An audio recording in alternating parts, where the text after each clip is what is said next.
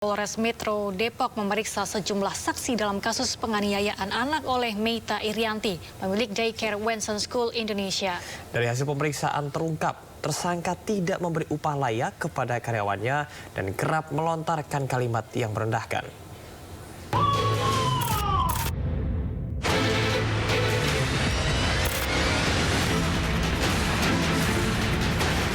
Kasus penganiayaan anak oleh pemilik Wenson School Indonesia, Meita Irianti, terus bergulir.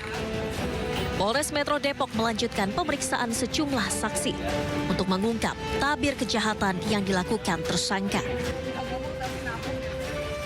Sejumlah saksi yang diperiksa diantaranya orang tua korban, bayi berusia 8 bulan yang dianiaya pelaku.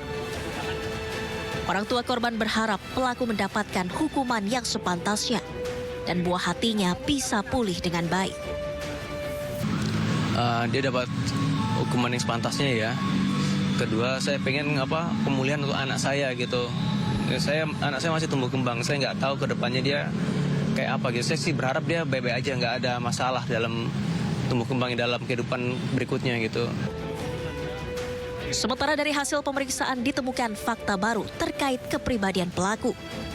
Saksi mengungkap pelaku tidak memberi upah layak kepada karyawannya dan kerap melontarkan kalimat yang merendahkan. Ketika mereka mendapatkan gaji yang kurang pantas juga gitu. Setiap kalau nggak salah per minggunya itu sekitar 250.000, itu pun tidak dengan uang ongkos atau uang makan kalau nggak salah.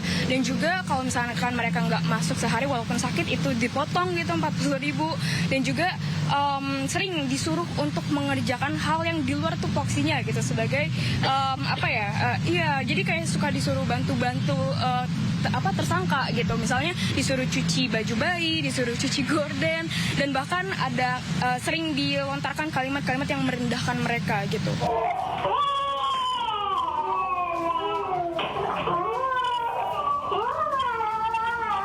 Sementara tersangka Meita Irianti, pemilik daycare sekaligus pelaku penganiayaan sejumlah balita, kini tengah dalam kondisi hamil 4 bulan.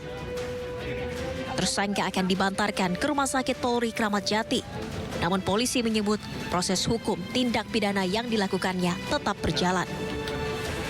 Tapi keterangan awal sudah kita peroleh cukup untuk melanjutkan penyidikannya, dan saat ini tersangka dalam kondisi kurang sehat, kemungkinan besar akan kita bantarkan. Kalau pembantaran itu kan gini, misalnya masa penahanan 20 hari ya, penahanan pertama kan 20 hari. Kalau dia dibantarkannya di hari ketiga gitu ya.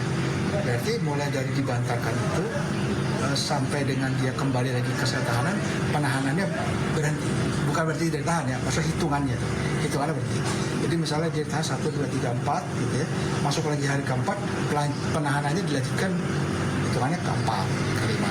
Jadi tidak mempengaruhi masa tahanan gitu kalau dibantarkan. Tetapi dia dibantarkannya harus di Kramat Jati, karena di Kramat Jati memang ada tempat khusus bagi para tersangka yang sakit, sehingga dia tidak juga kemana-mana dan dijaga oleh mereka.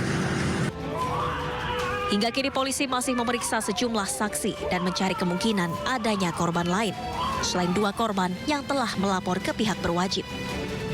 Tim Liputan iNews melaporkan. Ya Galus, ditemukan fakta juga bahwasannya perizinan dari Wenson School Indonesia ini memang tidak lengkap begitu ya. Jadi perlu ada pengawasan yang diperketat lagi dari pihak Disdik Kota Depok supaya sesuai, dan kalau misalnya ada kegiatan-kegiatan yang mencurigakan ataupun juga tidak sesuai dengan yang sudah ada pada regulasi, ini betul-betul bisa ditindak kalau ya. Dan tentunya ini menjadi pelajaran bagi kita semua, khususnya bagi orang tua yang memiliki anak, apabila ingin menitipkan anaknya ke sebuah daycare atau tempat penitipan anak lainnya, ini harus diteliti terlebih dahulu bagaimana surat izinnya dan juga bagaimana apa yang terjadi di dalam daycare tersebut agar tidak terjadi kasus-kasus seperti ini.